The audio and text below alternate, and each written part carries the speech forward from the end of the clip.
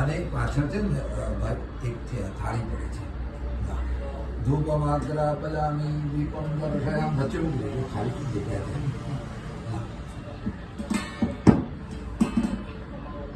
ભગવતે વાસુદેવાય ઓમ નમો ભગવતે નાની અમારા પ્રદીપભાઈ છે ને અમદાવાદથી ચર્ચગેટ સુધી આમના જેવું કોઈ ગાતું નથી. કેમ? એટલું સરસ ગાય છે.